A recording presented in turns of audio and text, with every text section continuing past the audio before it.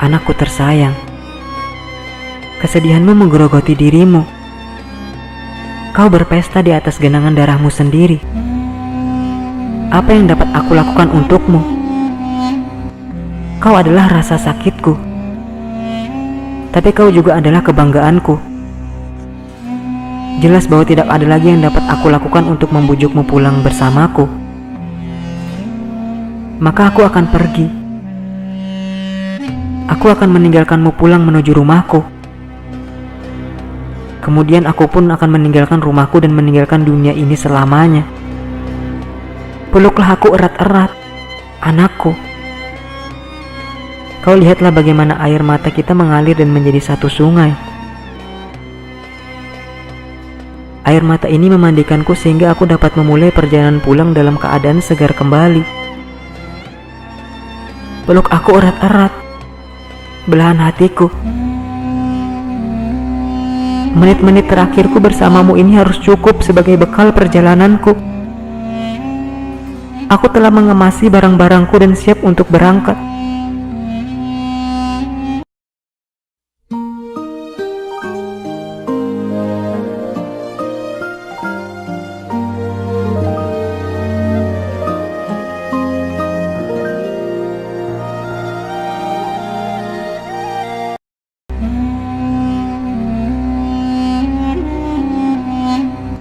Orang tua itu menyeka air mata dari pipi anaknya dan melanjutkan, semua kesedihan pada akhirnya pasti akan berakhir. Akhiri kesedihanmu saat ini juga. Pulanglah bersamaku. Apakah kau sejenis setan atau iblis? Ataukah kau seorang manusia? Jika kau seorang manusia, maka hiduplah seperti manusia. Duhai anakku, ayo, temani aku setidaknya untuk usia yang sudah tidak banyak lagi tersisa. Hari-hariku telah berakhir. Bagiku malam telah mendekat. Jika kau tidak pulang bersamaku hari ini, esok kau tidak akan pernah menemukanku lagi. Aku harus pergi. Dan kau mengenakan jubahku dan mengambil alih tempatku. Tidak lama lagi penderitaanku akan berakhir, dan aku akan berada dalam kedamaian, insya Allah. Matahariku telah terbenam dengan cepat, diselimuti oleh debu hari-hariku yang sangat panjang. Kegelapan sudah memberiku isyarat. Angin malam sedang menanti untuk membawa jiwaku pergi.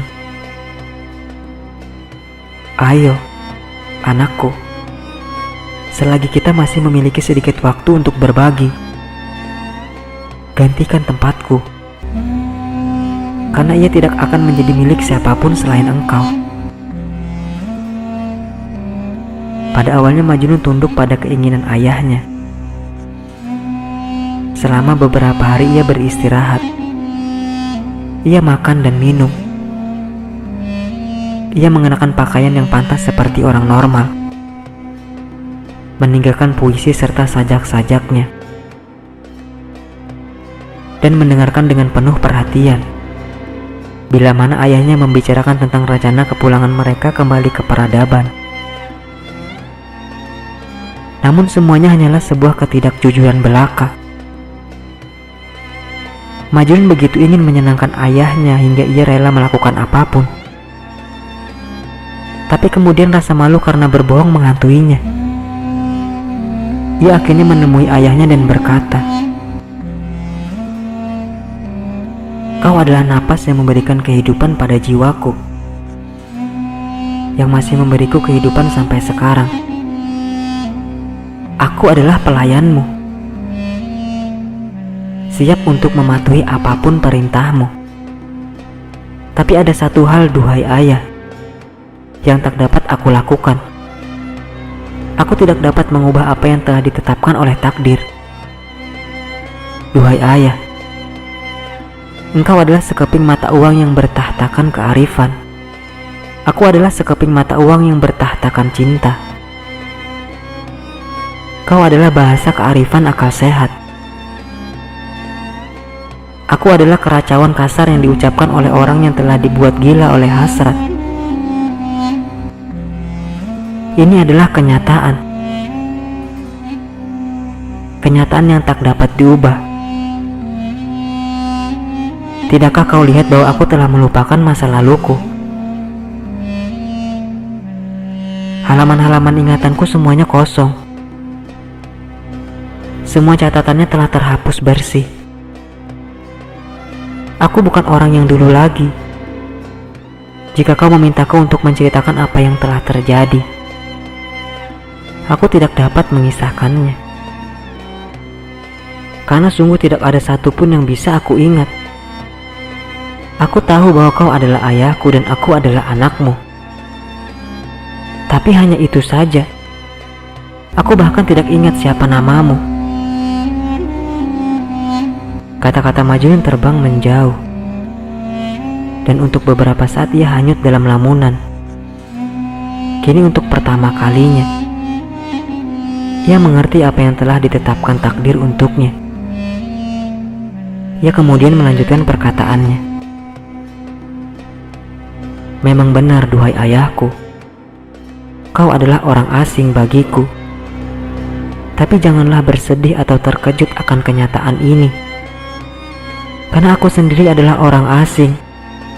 Aku adalah orang asing bagi diriku sendiri. Aku tidak lagi mengetahui siapa diriku. Aku terus bertanya-tanya pada diriku. Siapa engkau? Siapakah namamu? Apakah kau sedang jatuh cinta? Dan jika memang sedang jatuh cinta, kepada siapa? Apakah kau dicintai? Dan jika memang demikian, oleh siapa? Kobaran api menyala di dalam jiwaku. Api yang begitu panas hingga membakar eksistensiku dan meleburkannya menjadi abu. Dan kini aku tersesat di dalam sebuah belantara yang aku buat sendiri. Tidakkah kau lihat bahwa aku telah menjadi sama liarnya dengan alam di sekelilingku? Sama tidak beradabnya dengan hewan-hewan yang kau lihat di sini. Bagaimana mungkin aku dapat kembali kepada kehidupan manusia? Aku orang asing bagi mereka. Begitupun mereka bagiku. Jangan berusaha membujukku untuk kembali, ayah. Karena itu tidak akan berhasil. Aku akan menjadi beban bagimu dan mara bahaya bagi yang lainnya. Tempatku adalah di sini. Tempat di mana aku tidak akan menyakiti siapapun. Andai saja kau dapat melupakan bahwa aku pernah ada. Andai saja kau dapat menghapusku dari ingatanmu. Dan melupakan bahwa kau pernah mempunyai seorang anak laki-laki. Andai saja kau dapat menguburku di sini dan mengatakan pada dirimu, di sini berbaring seorang lelaki bodoh yang malang, lelaki mabuk yang kerakusan, yang telah menuai apa yang telah dia tanam dan mendapatkan apa yang pantas baginya untuk diterima. Duhai ayah, kau berkata bahwa mataharimu sedang terbenam dan kau akan segera pergi. Karena itulah kau datang untuk membawaku pulang. Tapi matahariku pun segera tenggelam pula. Karena aku terbenam semakin dalam menuju kematian. Kau bahkan dapat mengatakan bahwa kematian telah berada di dalam tubuhku, menggerogotiku dari dalam. Jika memang hal itu sudah terlambat, maka ini sudah terlambat untuk kita berdua. Siapa tahu, mungkin kepergianku akan mendahuluimu. Aku telah mati di dalam. Aku tidak akan memberi manfaat apapun kepadamu selain membunuhmu dengan kesedihan. Jadi janganlah sesosok mayat berkabung atas mayat lainnya. Mendengar kata-kata itu, Sang Said menjadi sadar bahwa Majnun bukanlah miliknya lagi. Anak gila yang malang itu telah menjadi tawanan dalam benteng penjara cinta yang gelap. sebuah benteng yang tidak ada seorang pun dapat melarikan diri dari dalamnya. Orang tua itu menggenggam tangan anaknya dan berkata, "Anakku tersayang, kesedihanmu menggerogoti dirimu. Kau berpesta di atas genangan darahmu sendiri. Apa yang dapat aku lakukan untukmu? Kau adalah rasa sakitku, tapi kau juga adalah kebanggaanku. Jelas bahwa tidak ada lagi yang dapat aku lakukan untuk membujukmu pulang bersamaku. Maka aku akan pergi. Aku akan meninggalkanmu pulang menuju rumahku. Kemudian aku pun akan meninggalkan rumahku dan meninggalkan dunia ini selamanya. Peluklah aku erat-erat, anakku. Kau lihatlah bagaimana air mata kita mengalir dan menjadi satu sungai. Air mata ini memandikanku sehingga aku dapat memulai perjalanan pulang dalam keadaan segar kembali. Peluk aku erat-erat, belahan hatiku. Menit-menit terakhirku bersamamu ini harus cukup sebagai bekal perjalananku. Aku telah mengemasi barang-barangku dan siap untuk berangkat. Berjalan, berjalan. Manusia selalu berjalan selamanya. Dan manusia memang harus selalu berjalan. Selamat tinggal, anakku. Tidak akan pernah lagi aku dapat melihatmu di dunia ini. Selamat tinggal. Perahu yang menungguku sudah siap untuk berlayar dan tidak akan pernah kembali. Sungguh aneh. Aku merasa bahwa jiwaku telah terbang bebas. Selamat tinggal, anakku tersayang. Tidak akan pernah lagi kita berjumpa di dunia ini.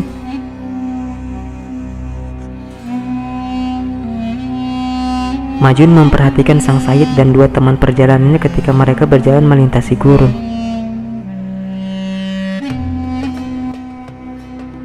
Ia sadar bahwa ayahnya telah mengatakan kebenaran dan bahwa mereka tidak akan pernah bertemu lagi, setidaknya di dunia ini. Dan memang hanya 2 hari berselang setelah orang tua itu kembali ke rumahnya, ia meninggal dunia. Jiwa dan arwahnya akhirnya terbebas.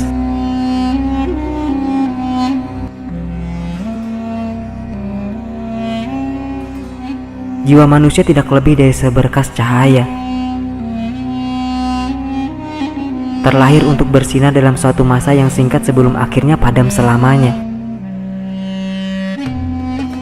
Di alam ini semua hal ditakdirkan untuk binasa. Tidak ada yang abadi.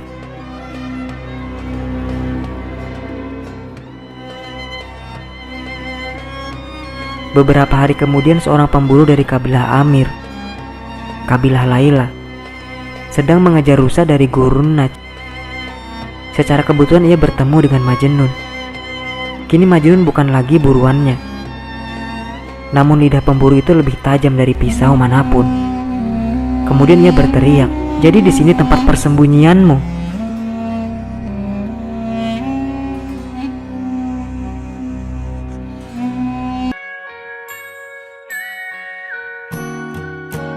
You are my sunrise, you are the daylight, hide in the shadows of my mind.